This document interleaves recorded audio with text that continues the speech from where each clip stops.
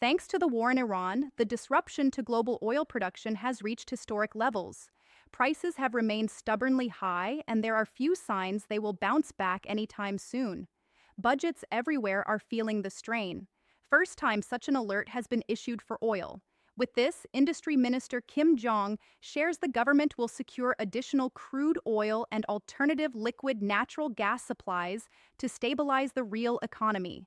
For decades, Canada's oil had only one real destination, and almost overnight, that entire assumption cracked when a country sitting 8,000 kilometers away suddenly started pulling barrels from Vancouver instead of the Middle East. Not because it wanted to, but because it had no other choice. And that moment quietly changed the global oil map in a way most people still haven't fully processed. Canada has always been an energy giant on paper, holding the third largest proven oil reserves in the world behind Venezuela and Saudi Arabia. Yet for years, that strength came with an almost uncomfortable limitation because roughly 96% of its crude exports were locked into a single customer. The United States, not out of preference, but because geography and infrastructure left no viable alternative with pipelines designed almost entirely to move oil south from Alberta into American refineries across the Midwest, creating a system where Canada didn't really participate in global pricing power, but instead reacted to it, often forced to sell its heavy crude at steep discounts that sometimes reached $20 to $30 per barrel below international benchmarks, quietly erasing billions in potential revenue year after year simply because there was nowhere else for that oil to go. That structural bottleneck is exactly what the Trans Mountain Expansion project known as TMX was built to solve. And it's also why so many analysts initially dismissed it as an over-engineered gamble that didn't quite fit the market reality at the time. Because the project's cost ballooned to nearly 34 billion Canadian dollars, roughly triple its original estimate, while still facing logistical constraints at the West Ridge Marine Terminal in Burnaby, where tanker size limitations meant Aframax-class vessels carrying about 550,000 barrels per shipment instead of the much larger VLCC supertankers that dominate long-haul Asian routes, leading many on Wall Street to conclude that even if the pipeline worked technically, it might struggle commercially due to higher shipping costs and limited scale. But when TMX officially came online in May 2024, increasing capacity from about 300,000 barrels per day to roughly 890,000 barrels per day, it quietly unlocked something Canada had never truly had before, which was direct, large-scale access to the Pacific Ocean. Meaning for the first time, Canadian oil could realistically compete in Asian markets without routing through the United States, even if at that moment there weren't many buyers actively lining up to take advantage of that capability. Then the external shocks started stacking up in a way that nobody could have perfectly predicted, but that in hindsight almost feels inevitable given how tightly interconnected global energy systems have become. Starting with the Trump administration's decision in early 2025 to impose a 10% tariff on energy imports from Canada, which didn't just shave margins, but fundamentally signaled to Alberta's producers that their most reliable market was no longer guaranteed to remain frictionless, forcing companies to start thinking seriously about diversification rather than treating it as a long-term strategic option. At that point, TMX shifted from being a controversial infrastructure project into something much more important because it was no longer about hypothetical access to Asia, but about real immediate optionality in a market that had just become more uncertain. And while that alone didn't instantly redirect flows, it set the stage for what happened next, which is where this story stops being theoretical and becomes urgent. On February 28, 2026, war broke out in Iran, and within 72 hours, the Strait of Hormuz, the narrow passage between Iran and Oman that handles roughly 20% of the world's daily oil supply, was effectively blocked, disrupting shipments from Saudi Arabia, Kuwait, Iraq, and the United Arab Emirates, and sending shockwaves through global markets that rely on that corridor as a critical artery rather than just another route on the map. Because when that choke point closes, it doesn't just delay shipments. It forces entire countries to rethink where their energy is coming from. South Korea found itself at the center of that disruption because, as the fourth largest oil importer in the world, it relies heavily on external supply, with nearly 70% of its crude historically coming from the Middle East. Meaning that when Hormuz became unstable, it wasn't just a logistical problem, but a national-level energy risk that required immediate action rather than long-term planning, pushing major refiners like HD Hyundai Oil Bank, SK Energy, and GS Caltex into rapid diversification mode. But the priority shifted from optimizing costs to securing supply, even if that meant testing unfamiliar crude types under tight timelines. What's important here is that South Korea didn't pivot to Canadian oil out of diplomacy or political alignment. But because under those conditions, Canada suddenly checked three boxes that very few suppliers could match simultaneously. Starting with price, because in April 2025, Canadian crude delivered to South Korea was priced at around $697 per barrel, compared to $77.50, $50 for American crude, and $75.96 for Saudi barrels, creating a spread of roughly $6 to $10 per barrel. That might sound small at first glance, but translates into tens of millions of dollars in savings annually for refineries processing millions of barrels, especially in an industry where profit margins are often measured in cents per barrel rather than dollars. The second factor was availability.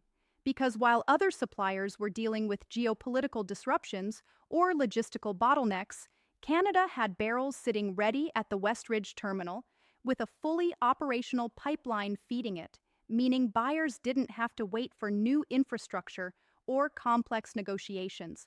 They could simply secure cargo and ship it, which in a crisis environment becomes far more valuable than marginal cost advantages. The third and arguably most decisive factor was route security, because shipments from Vancouver to ports like Busan bypassed the world's most volatile choke points, avoiding not just the Strait of Hormuz, but also the Red Sea and the Suez Canal, creating a supply chain that, while longer in distance, is significantly more stable in geopolitical terms. Something that South Korea's energy planners had not fully prioritized before, but which became non-negotiable after February 2026. You can see how this shift unfolded in real terms by looking at the early shipments where GS Caltex took a test cargo of about 300,000 barrels in September 2024 in partnership with Japan's Enos, followed by HD Hyundai Oil Bank, importing around 548,000 barrels in April 2025 as part of what they described as a performance evaluation.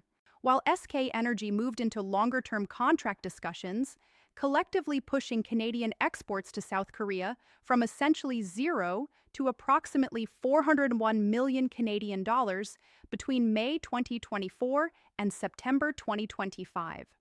A scale-up that happened in under 17 months and signaled that this wasn't just a temporary workaround, but the beginning of a structural shift.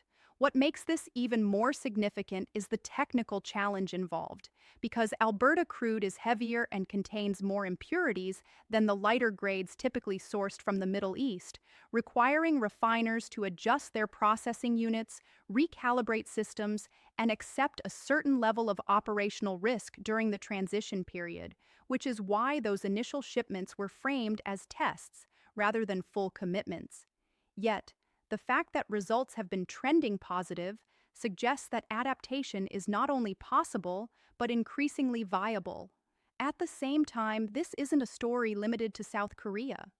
Because in TMX's first year of operation, Canadian oil exports to markets outside the United States jumped by nearly 60%, reaching approximately 183,000 barrels per day, with China emerging as the largest single buyer through the pipeline.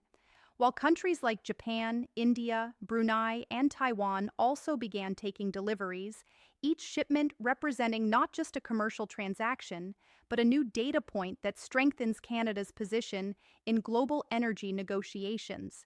If you zoom out, the pattern becomes clearer because this is how resource power evolves over time. Not through a single announcement or headline, but through incremental shifts that accumulate into something larger, similar to how Australia leveraged liquefied natural gas exports to build influence across Asia, or how Norway used North Sea oil to establish itself as a major energy player. And while Canada's path has been slower and more complicated due to geography and infrastructure constraints, the underlying trajectory now looks strikingly similar. What's fascinating is that this transformation didn't come from a single political decision or a coordinated strategy unveiled at a global summit, but from a series of smaller practical choices made under pressure where engineers and refineries decided to test a new crude blend. Procurement teams approved trial shipments, and tanker operators rerode cargoes based on real-time market conditions, creating a chain reaction that gradually reshaped trade flows without ever announcing itself as a turning point. For years, Canada was often described as America's energy satellite, a supplier with vast resources but limited independence. Yet today, barrels of Alberta crude are docking in ports across South Korea, China, and Japan. Not because of a grand narrative, but because the economics, logistics, and geopolitics finally aligned in a way that made diversification not just possible, but necessary. And as those shipments continue to scale, the balance of leverage in North American energy relationships is quietly shifting. The bigger question now isn't whether this trend will continue, but how far it will go.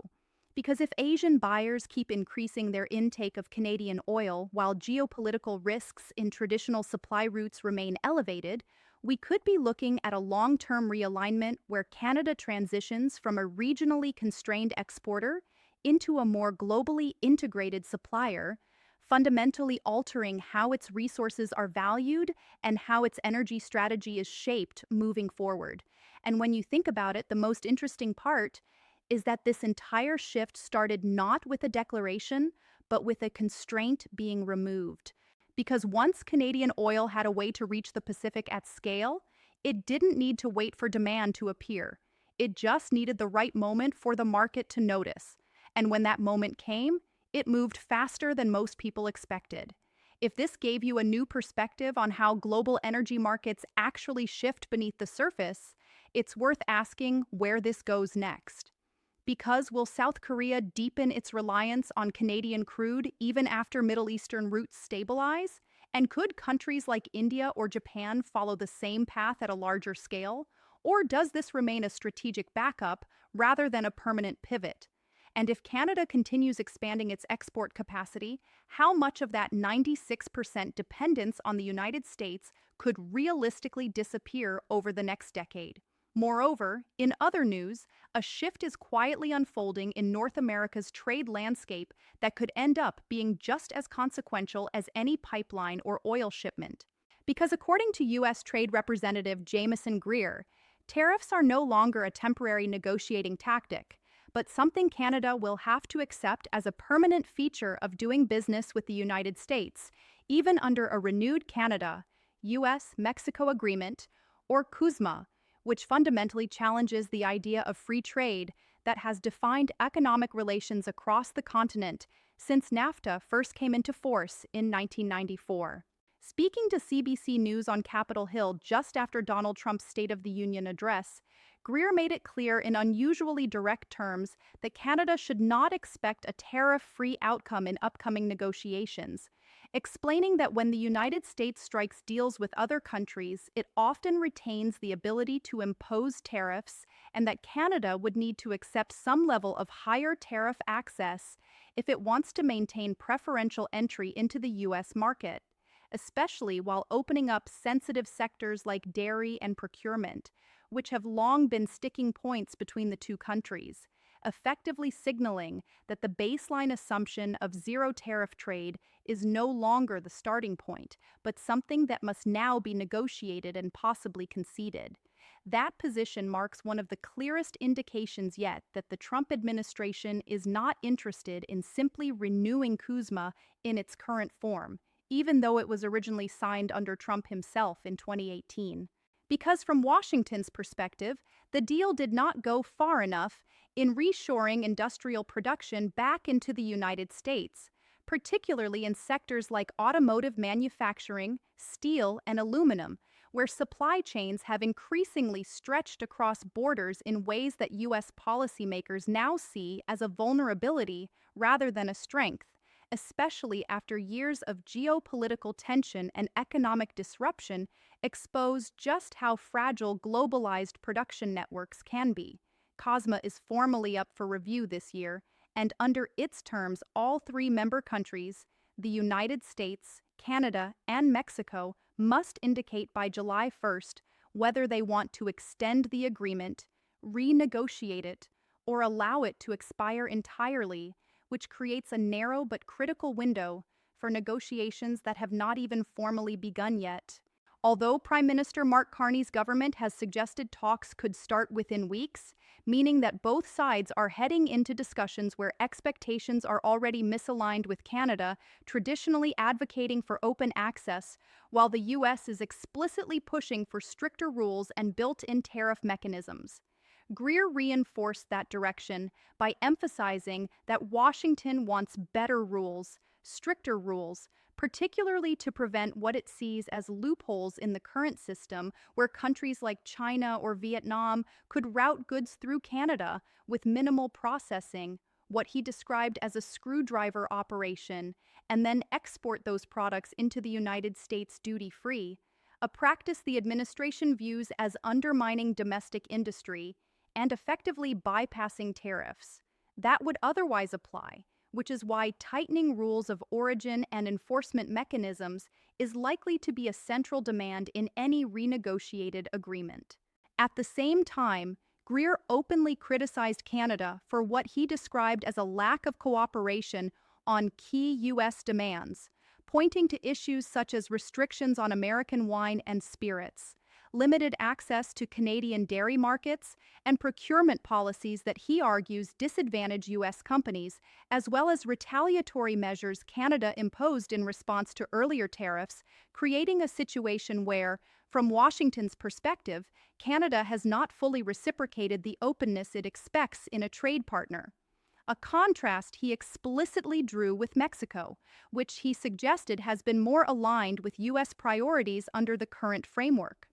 What makes this even more complicated is that the tariff environment itself has been evolving rapidly, because while a broad set of tariffs imposed by the Trump administration last year was struck down by the U.S. Supreme Court as unconstitutional, the administration moved almost immediately to replace them with a new 10% levy using a different legal mechanism, ensuring that tariffs remain in place despite legal challenges and reinforcing the message that access to the U.S. market now comes with a measurable cost that applies not just to adversaries, but increasingly to allies as well. From Canada's perspective, this creates a strategic dilemma that goes far beyond the details of any single agreement. Because, as Finance Minister François-Philippe Champagne pointed out, while Canada as a whole still enjoys relatively favorable access compared to many other countries, making it the country which is paying the lowest price to enter the U.S. market. That advantage is unevenly distributed across sectors, with industries like steel, aluminum, and softwood lumber facing significantly higher tariffs that can reshape competitiveness almost overnight, meaning that the headline numbers may look stable while specific regions and industries feel a much sharper impact on the ground.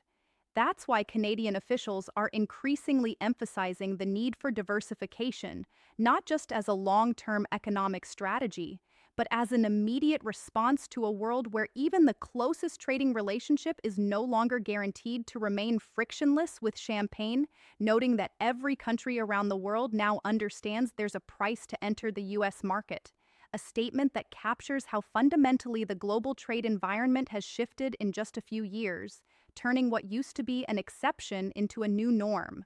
Industry Minister Melanie Joly echoed that approach by outlining efforts to support sectors directly affected by tariffs, including a new defense industrial strategy aimed at creating jobs in industries like steel and aluminum, while also positioning Canada to compete in emerging areas tied to national security and advanced manufacturing, effectively using domestic investment as a buffer against external pressure, while at the same time actively seeking new international partnerships, as demonstrated by her recent visit to Germany, where she signed an auto manufacturing memorandum of understanding and met with companies like Volkswagen to encourage further investment in Canada. That outreach reflects a broader shift in thinking because, as Jolie pointed out, with companies like GM and Stellantis cutting jobs in Canada under current conditions, the government is increasingly willing to look beyond traditional North American supply chains and engage with partners in Europe and Asia, including South Korea, Germany, and even China, signaling that Canada is prepared to compete for global capital and production, rather than relying solely on its historical integration with the U.S. economy, a move that aligns with the same diversification trend we are now seeing in energy markets as well. On the political side, there is also recognition that these developments were not entirely unexpected, with Conservative MP Michael Barrett noting that the Trump administration has consistently signaled its intention to impose and maintain tariffs since taking office, suggesting that while Greer's comments may be more explicit, they are largely consistent with a broader policy direction that has been building for some time, which means the real question is not whether tariffs will be part of the equation, but how Canada responds to that reality in a way that protects its industries while maintaining access to its largest export market. Let me know what you think. And if you want more deep dives like this, make sure to subscribe so you don't miss the next.